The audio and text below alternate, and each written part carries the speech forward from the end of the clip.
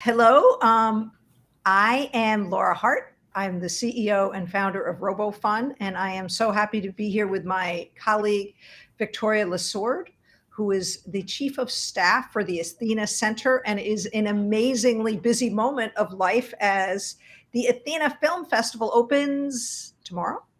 Tomorrow night. Hey, that's exciting. Yes.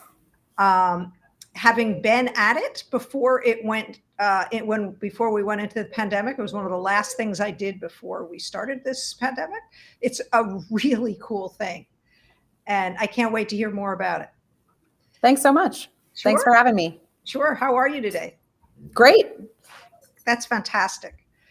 I'm going to tell everyone a little bit about RoboFun, and then we're going to jump right in. Great. I am taking 2 minutes because, of course, at this moment, my dog has decided to go nuts, but okay, he's calmed down.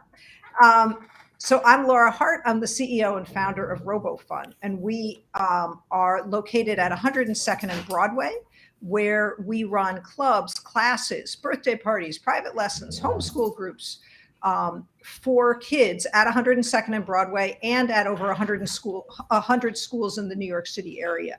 And we love helping kids become excited about learning. That's our whole mission. And as a woman-owned business, I thought talking to Victoria would be a really good thing as somebody who I went to an incredibly good film there, and I'm still thinking about it on and off. The Perfect Candidate was the film. So before we turn things over to Victoria, I want to say that we have after school starting on the 21st.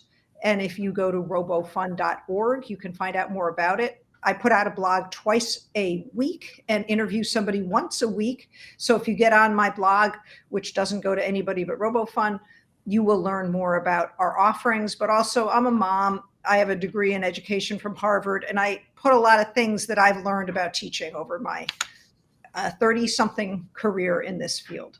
So, all right, Victoria.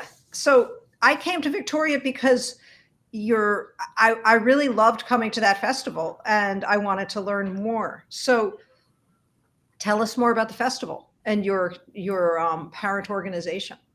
Sure. Thank you so much for having me. So the Athena Film Festival is a joint project between Barnard's Athena Center for Leadership, where I'm the chief of staff, and an organization called Women in Hollywood.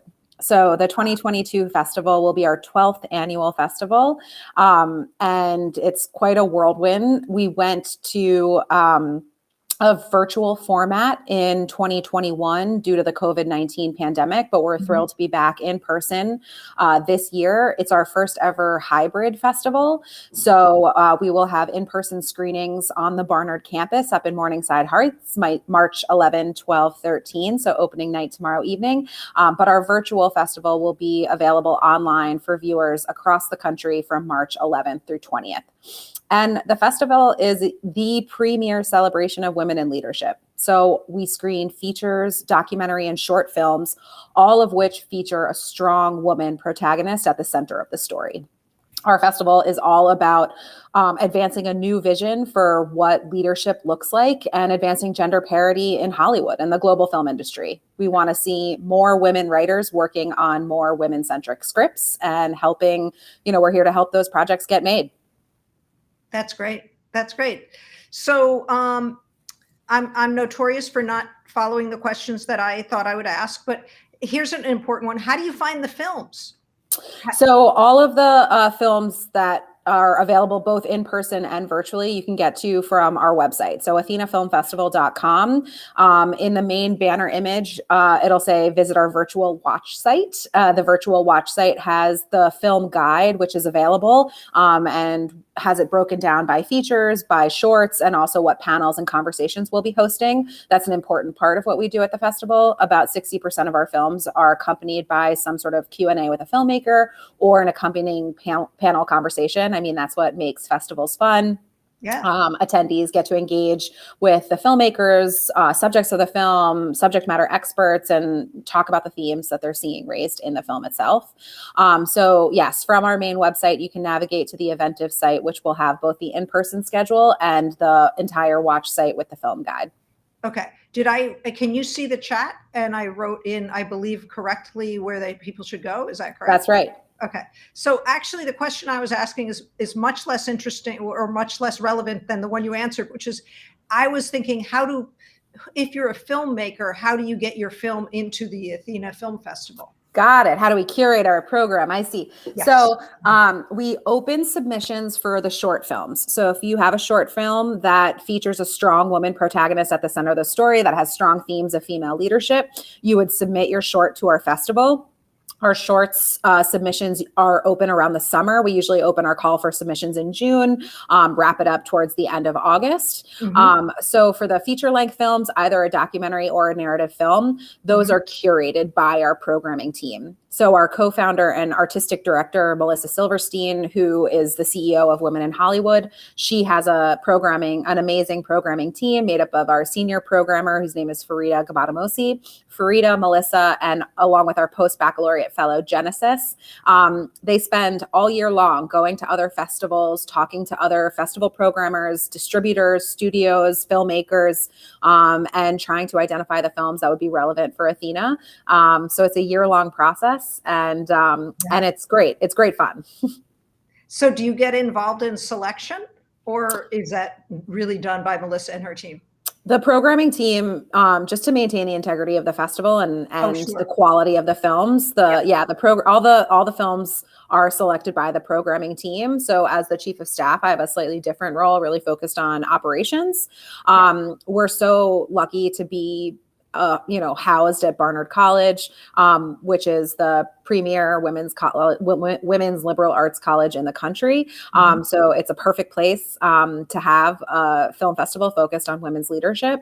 And so I support our festival staff and coordinate with all of the folks at the college who help us get the festival off the ground. So we have amazing facilities folks, communications staff, our accounts payable team helps everybody get paid. I mean, all of the operations that are required to really make a festival happen, that's under my purview. And then obviously fundraising as well. The festival relies on really generous sponsors and supporters of our work, filmmakers and film supporters. So we have a lot of sponsors who care about our mission of advancing gender equity in Hollywood and advancing women's leadership. Our founding sponsor is the Artemis Rising Foundation and its CEO, Regina K. Scully. Regina has invested in Athena from the very beginning. We couldn't do what we do without her and the amazing roster of other sponsors who work with us every year. Wow, that's fantastic. That's fantastic.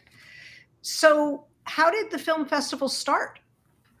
Sure. So the Athena Center at Barnard and the festival came about at the same time. So the founding director of the Athena Center, my former boss, a wonderful woman named Kitty Colbert, was brought to Barnard to launch the Athena Center for Leadership at Barnard. So to develop a robust portfolio of programs to help Barnard women complement the incredible academic experience they're getting in the classroom with additional programs and opportunities to develop their leadership skills. And so it was, as Kitty was coming to Barnard and really building out what she wanted the Athena Center to be and the impact that she wanted it to have, she reconnected with Melissa Silverstein, who they had worked together in former lives. And it was at that time that, Melissa had been doing the work of Women in Hollywood and really she was on site, on the ground, understanding that there just weren't enough opportunities for women filmmakers in front of the camera, but also behind the camera. So, we really know that representation matters, right? What you see on screen impacts what you believe is possible, how you perceive the world. And for too long, the top grossing films coming out of studios were dominated by men. I mean, even in 2020, which is the last year that statistics are available, of the top 500 grossing films that came out of Hollywood, only 33 of the films, I believe, had women protagonists. And that's out of like how many? 33% of the top 500 grossing films. Okay. Wow. Yeah. So, and that's better than it was. When we started writing grants for the festival, in 2010, that number was like 15%. Yeah. So it's getting better, but it's still nowhere near where it needs to be when you think of how many women go to the movies, women and girls, right? We're huge Sure. consumers of media and entertainment, at least 50%. And we are not seeing ourselves reflected on screen. The numbers are even worse for women of color. And so it was that desire and the opportunity of Barnard launching a center dedicated to women's leadership to create a platform, to create a community where we could bring women filmmakers together and say, like, yes, we care about your stories, but also film lovers, allies, everyone that goes to the movies, to give them an opportunity to see depictions of complex women on screen, women leading in all places and spaces. You know, we want women, you know, athletes, politicians, in addition to, you know, mothers and caretakers and advocates and activists and teachers. I mean, we wanted to showcase women leading in a lot of different ways, and films that have women as like the central figure and their identity as women driving the narrative arc of the story. So two questions. One, these movies don't necessarily have to be made by women, though. Correct. Is that correct? So that's absolutely right. So the eligibility criteria for the festival is about the depiction of women's leadership on screen. So films can be made by men or women as long as they feature a strong female protagonist at the center of the story, woman or woman identifying protagonist. That said, about 90% of our films are written, directed by women. And this year, 40% identify as women of color. So wow, it's fantastic. well above industry standards. And we're really proud of the fact that we have majority female filmmakers, women or non-binary filmmakers, and near 50% of them identify as women of color. But it's not in the eligibility criteria.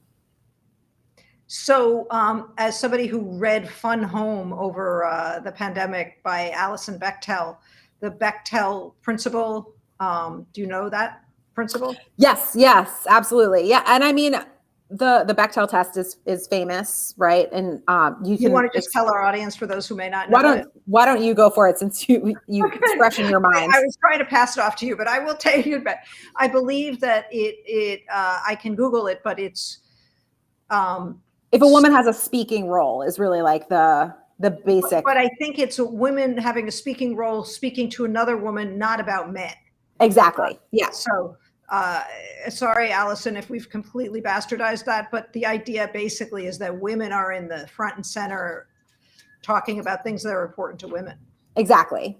And that's what we mean when we're showcasing, stories of women's leadership from underexplored perspectives, right? Like, we don't want to see women as the secretary, as the girlfriend, as the mom in these, traditional very gendered stereotypes of, traditionally female roles. For us, it's all about sort of women leading and what that looks like in the real world. Right. Okay, so just because I like to be accurate, I have Googled the Bechtel test is a measure of the representation of women in fiction. It asks whether a work features at least two women who talk to each other about something other than a man. The requirement that the two women must be named is sometimes added. So, yeah. Exactly. Yep. So all of our films pass that bar by a fair margin. Sure, I'm sure they do. So the one that I saw was a woman, I believe, in maybe Egypt, or do you remember the perfect candidate? The perfect candidate. Who was so exasperated she was a doctor, by the conditions in her hospital, that she was like, I'm running for office in this area and trying to improve what my constituents get in terms of, I remember there was a hospital, but there were no stairs to it. You had to Saudi Arabia. So she's a Saudi doctor. Yes. Right. And she was frustrated by how decisions were made about budget and how exactly what you said, how resources were allocated. She had been waiting for ages to have the parking lot of her hospital paved so that ambulances could access the hospital. And her frustration with that situation drove her to run for office. It's very brave. I'd love to see if there's a follow-up to that. So what she did in her society was really very impressive. So, yep. So when we talk about women in STEM, or there's two questions that I have for you. Are there films particular? And I believe I've signed up for something today. You're running Women Leader in Lead. That is through you. Is that correct? Yeah. So two questions, two answers. So yes, every year we have a partnership with the Alfred P. Sloan Foundation, who are partners in supporting women working on scripts that feature women in STEM. So the Sloan Foundation does incredible work advancing the public understanding of science through art. So they fund a lot of projects, film projects, but also plays and books and a bunch of other mediums, all advancing new understanding, a better understanding of science. And so it's through this partnership with the Sloan Foundation that every year we have a Alfred P. Sloan STEM showcase at the festival, which is at least one film that features a woman in STEM at the center of the story, and then an accompanying panel. So this year, our Alfred P. Sloan STEM showcase will be a screening of the documentary Exposure, which is about a group of 12 women who ski to the North Pole. Wow. And the very real impacts of climate change that they experience on their journey. And the accompanying panel will be about the everyday impacts of climate change. And that panel will be moderated by Barnard's assistant professor of environmental science, Dr. Logan Brenner, and will feature the director of the film, Holly Morris, as well as some other distinguished guests. So we're really looking forward to that. The film is at 12 p.m. on Sunday, and the panel will start at about 1:40 because the film has about a 90-minute runtime. Wow. And so every year we have a STEM showcase, and many years we have more than one STEM film. And yeah, we're really grateful to our partners in the Sloan Foundation for their support and helping us bring that to life. And through that partnership, we also support writers who are working on film projects that feature strong female protagonists and touch on STEM themes. And so the event today that's happening, the Women in Science Virtual Showcase, which is happening at 3 p.m. today, and it's free to attend and open to the public. I'm actually sending people information about it on our chat, and if I'm missing something, great. Yes. Yeah, I can, there's a link to register. It's going to be a great event. Yep, that's the right link. Perfect.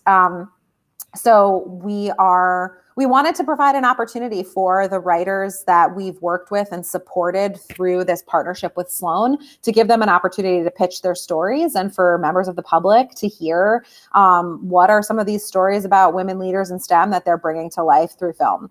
And so the conversation is going to kick off with a panel, some opening remarks, and then a panel that really touches on the depiction of women in STEM through film. What are the untold narratives? What stories should we be telling? How do we make stories about women in science compelling to audiences? Mm-hmm. How do these films help expand public understanding of science and technology?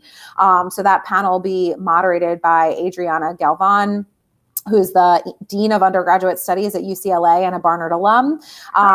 And then after the panel conversation, we will move into pitches. So we will hear from 4 writers who are working on projects featuring women in STEM. And they're going to share where they are, the status of their project. And it's really an opportunity for us to bring together scientists with writers and with the people who actually have the power to get films made. And so hopefully people will be inspired by our writers and what they hear today, and they'll want to get involved, and we can get these projects some support to help them, become fully funded films.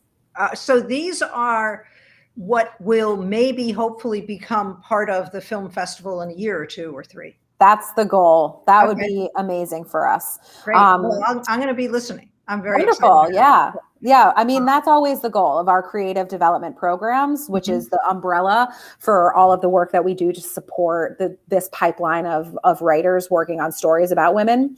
And we've been really lucky that through the Athena List, which is our longest running component of the creative development program. It's a script competition, sort of akin to Hollywood's Blacklist, where we elevate and celebrate scripts, they're finished, scripts that have yet to be told, right? And, it's through acknowledgement on the Athena List that hopefully industry folks take notice, and we help get these projects to a place where they can actually be shot and finished as films. And we've been lucky that there have been three, I believe, is where we are now. 3 Athena List scripts that have been shot, made as films, and screened at the film festival. So, Wow. So working from the beginning, you're a filmmaker, you've written a script, you submit it to your competition or your you can, if you're a filmmaker, there are a bunch of different ways to get support from Athena. It depends on where you are in the filmmaking stage. So we have screenwriting labs for writers who are still working on their scripts and need support in the writing and development of their script. Our Women in Science Development Fund was for writers that just had an idea for a script. So they just submitted a treatment, and the 2 winners that we selected are getting a $10,000 grant and mentorship to actually give them the time and dedicated space to write the script. And then the Athena List is if you have a finished script. So it depends on where you are in your journey as a filmmaker. It's a lot of not just passion, but the tools behind the passion to make somebody in the arts be able to make something or to absolutely. We know it takes a lot. A lot of filmmakers, are part of the gig economy. They have other jobs while they're trying to work on their films because they need to pay rent and send their kids to school, right? And put food on the table. And so our hope is that through the creative development programs, you not only receive some financial support to help you work on your project, but you're also connected to a network that can support you, provide that accountability, provide that mentorship and the connections that, once you have a project, you know what to do with it. Right. The network is super important for me as a woman who runs a small business. I have a network of both women who run small businesses and then just anyone who runs small businesses. And we meet regularly and it really helps. So absolutely. I would imagine it's the same kind of thing. A couple more questions for you. Do you have any recommendations of films coming in this year's festival, either for our parents who might have kids 10, 12 that are appropriate, or even 15? Sure. Yeah. So, I mean, the film that I just mentioned, our STEM feature Exposure, it's a great story of resilience, perseverance, friendship amongst, an unlikely band of women. So I definitely think Exposure is appropriate and would be enjoyable for ages, 11, 12 and above. Okay. We also have a 20th anniversary screening of Real Women Have Curves, which is an incredibly poignant and powerful film for young girls who are challenged and navigating issues related to identity and family and just, growing up. So I'd recommend Real Women Have Curves for families. And there's another film named I Am Balmaya, which is a story of a young Nepalese woman who is exploring her art while also trying to understand the challenges associated with being a woman in her society and a challenging marriage. And another just really inspiring, uplifting, powerful story of a woman. So I think, and that's definitely, appropriate for ages 12, 13 and up. And tell me the name again. I Am Balmaya. Belmaya. Belmaya. And I can drop the link to that film page in the chat. Okay, great. And if you are one of these aspiring filmmakers, and just out of curiosity, as my son is studying animation, do you take animations, or is this just real people films? I don't know. No, we definitely have had animated films in the past. Absolutely. Okay. And actually at our festival in 2020, we had a whole panel conversation dedicated to women in animation. So no, absolutely. We have had, we don't have any animated films this year, I don't think, but we definitely have had animated films in the past, both in the shorts programs and also in the feature lengths offerings as well. Great. So just to do a little review, and this is all in the chat, suggestions that Victoria has made is Exposure, Real Women Who Have Curves, which is the 20th anniversary, and I Am Balmaya. Yes. Yeah. Okay. And a couple of questions for you to finish our interview. What are you most proud of the work of your organization? So the Athena Center does a lot of incredible work with Barnard students on the college campus that I don't have time to go into Yeah, of today. course. We're a center that's really focused on leadership as problem solving. So Uh-huh. advancing the next generation of women who have the skills to tackle our world's most complex challenges. And Yep. so I am incredibly proud of all of the students that I've been able to work with through my, during my time at Barnard, our interns, but also the students who are part of our communities of practice, who are actively working on issues related to hunger or climate change, or really obscure things I don't think about every day, like trash in space, and how do we minimize the amount of trash in space right now, things that they care a lot about. I feel like I'm constantly learning from our students, and that's always a source of great joy. But for the festival, I'm proud of the fact that we made it through COVID, which was no easy feat.